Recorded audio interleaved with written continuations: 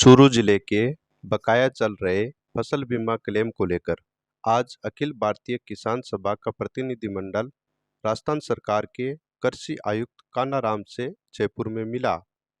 किसान crop cutting के आधार पर क्लेम जारी करने को लेकर संघर्ष कर रहे हैं।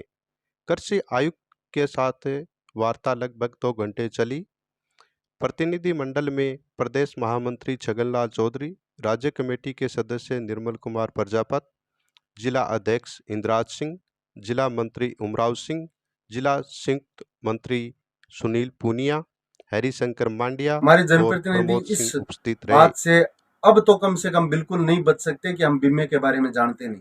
हम बताएंगे आप नहीं जानते, हम बताएंगे बीमा कंपनियों ने क्या होशियारी की है, हम बताएंगे राजस्थान सरकार ने क्या होशियारी की है, भारत सरकार ने क्या होशियारी की है और कर रहे हैं, ये बताएंगे। आपको बोलना पड़ेगा। ये हम अपील करते हैं और लोगों से भी अपील करते हैं कि कल ज़्यादा से ज़्यादा संख्या में एसडीएम कार्यालय राजगढ़ के सामने आप पहुंचे। कृषि आयुक्त से आपकी आज बकाया फसल बीमा क्लेम ने लेके जो वार्ता हुई है, भी वार्ता के बारे में थोड़ा विस्तार से बताओ।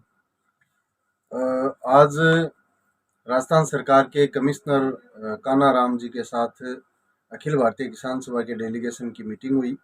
मीटिंग 2 घंटे तक चली, गंभीरता से डिस्कशन हुआ, लेकिन नतीजे पर पहुंचने में असफल रहे।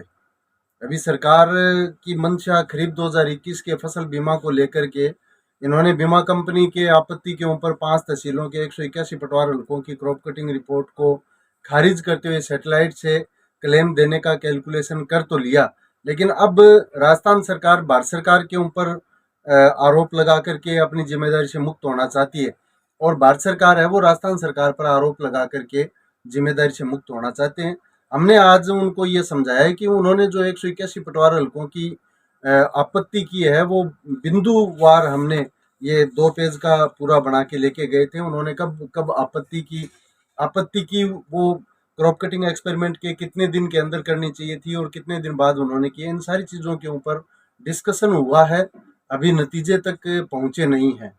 तो इसलिए मैं इसके लिए तो किसानों को यही कहना चाहूँगा कि गांव-गांव में संगठन तैयार करो और एक निर्णायक लड़ाई हमें लड़नी पड़ेगी। उसके अलावा खरीफ 2022 का जो बकाया का इशू है, इसको लेकर के हमारे किसान भाई बड़े कन्फ्यूज़न है। तो हमारे कई जनप्रतिनिधियों ने इस तरीके से पोस्ट भी डाल दी कि भारत सरकार ने प्रीमियम सब्सिडी दे दी है, राजस्थान सरकार ने दी नहीं है। तो मैं आपको स्पष्ट कर देना चाहता हूँ कि हमारे अब से पहले जितनी बार भी क्लेम सेटल हुए हैं, जितनी बार भी क्लेम आया है, ऐसा कभी हुआ नहीं है कि केंद्र सरकार का फसल बीमा आ गया और राजस्थान सरकार का है वो पीछे से आएगा। प्रीमियम सब्सिडी गवर्नमेंट के स्तर पे किसी के बकाया नहीं है। हाँ, बीमा कंपनी की तरफ से क्लेम डालने का जो प्रोसेस है वो निरंतर जारी है, इसलिए इसके बारे में अभी इंतज़ार करें। ये क्लेम प्रक्रियाधीन है। जब उनकी तरफ से कंप्लीट देना तय हो जाएगा, उसके बाद में अगर कोई बाकी रहेंगे तो उनके बारे में हम कार्रवाई करेंगे। रबी 2017-18, खरीफ 18-19 रबी, खरीफ 19-20 रबी में जिन किसानों का प्रीमियम नहीं कटा, जिनका पोर्टल पे अपलोड नहीं हुआ, जिनका पटवार हल्का गलत भर दिया गया, इसके लिए भी अभी डिस्कशन ही हुआ है। राजस्थान सरकार ने पूरे राज्य के 1,10,000 किसानों को चिन्हित किया है जिनका प्रीमियम पोर्टल पे अपलोड नहीं हुआ या जिनके पटवार हल्के बदल दिए गए हैं। उनमें 99,000 अकेले चूरू और हनुमानगढ़ के हैं और 1,10,000 में अकेले 72,000 प्रकरण जो है वो चूरू जिले के हैं और खासतौर पे एसबीआई बैंक के। तो इन किसानों की सूची भी भारत सरकार को भेजी हुई है, वहाँ पे अंतिम निर्णय होना है। तो इसके ऊपर भी डिस्कशन ही हुआ है, अभी नतीजे की स्थिति बनी नहीं है। चूरू जिले में सिंचित और असिंचित फसलों की गारंटी उपज और बीमित राशि अलग से तय की जाए। तो इसके लिए इन्होंने कहा है कि रेवेन्यू विभाग अगर हमें इस तरीके के डाटा अलग से उपलब्ध करवा के दे देगा तो हम निश्चित रूप से ये जारी अलग से कर देंगे, अन्यथा नहीं कर पाएंगे। तो आने वाले समय में राजस्व विभाग के अफसरों से, राजस्व मंत्री से मिलने का हम कार्यक्रम बनाएंगे। तारानगर तहसील में रबी फसल में सरसों, गेहूं, जौ और खरीफ में मूंगफली और राजगढ़ और सरदारसर, रतनगढ़, सुजानगढ़ में कपास, इन फसलों को भी बीमित फसल के रूप में शामिल किया जाए। इनके क्रॉप कटिंग एक्सपेरिमेंट जो है वो पटवार हल्के के स्तर पे किए जाएं। इस बात को हमने सुझाव के रूप में रखा है और उन्होंने कहा है कि एक बुआई का निश्चित एक आंकड़ा होता है, उस हद तक अगर आपकी इन फसलों की बुआई होनी शुरू हो गई है, क्योंकि पहले तो बिरानी थी, अब बहुत सारे इलाके में ट्यूबवेल बेल्ट डेवलप हुआ है, बहुत सारे इलाके में नहर का पानी से सिंचाई होना संभव हो पाया है, तो उसको लेके अगर उस दायरे में आ रहे हैं तो उनको नई अधिसूचना में शामिल करेंगे। एक हमारा महत्वपूर्ण जो इश्यू था, किन्हीं कारणों से कुछ पटवार हल्कों में क्रॉप कटिंग एक्सपेरिमेंट नहीं हो पाते हैं, तो उच्च इकाई अब से पहले तहसील को मान रहे थे, तो हमने कहा है कि आप गिरदावर सर्किल सर्किल को मानिए।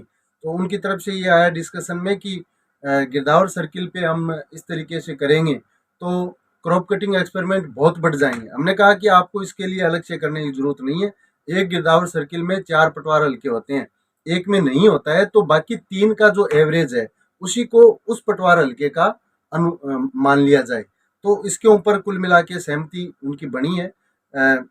अगला हमारा इश्यू था गैर ऋणी किसानों की तकनीकी या अन्य कारणों से रिजेक्ट पॉलिसियों को स्वीकार करके क्लेम जारी किया है और प्रीमियम लौटाना बंद किया जाए। तो उन्होंने ये तो कहा है कि इसकी हम जांच करवाएंगे किन कारणों से ये पॉलिसियां रिजेक्ट हुई, और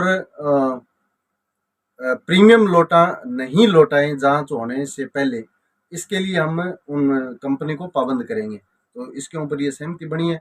सरसों चना गेहूं की खरीद को लेकर के उन्होंने डिस्कशन हुआ है और ये आश्वासन भी दिया है कि खरीद है वो जल्दी शुरू हम करेंगे। तो कुल मिलाकर के आज की वार्ता का परिणाम तो कुछ रहा नहीं, लेकिन डिस्कशन गंभीरता से हुआ है। सरकार उस डिस्कशन को लागू करे, इसके ऊपर दोनों सरकारें एक साथ बैठ करके काम करें। मैं आज के डिस्कशन के बाद जो निकल के आया, मैं फिर कहना चाहता हूँ, हमारे जिले के जो जनप्रतिनिधि हैं उनका निकम्मापन रहा। आज 1.5 साल से ज़्यादा समय हमें लड़ते हुए हो गया, इस बात को हम सिरे नहीं चढ़ा पाए। तो जनप्रतिनिधियों से भी मेरा निवेदन है कि वो अपनी चुप्पी तोड़े और किसान के पक्ष में बोले। कल राजगढ़ में होने वाली किसान महापंचायत के लिए क्षेत्रवासियों से कोई अपील?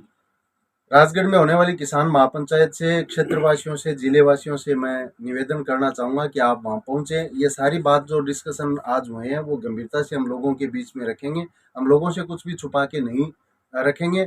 उसके बाद में जो परिस्थितियाँ बनती है, जो हमारे साथी जो तय करेंगे, उनका हम आगे के कार्यक्रम के रूप में आह्वान करेंगे और गाँव-गाँव में लागू करेंगे। हम 2 तारीख को होने वाले चक्का जाम के लिए उसके लिए कल तय करेंगे। जो परिस्थितियां हैं, ठोस परिस्थितियों में ठोस निर्णय हम वो लेंगे, लोगों को साथ में लेकर के लेंगे। धन्यवाद।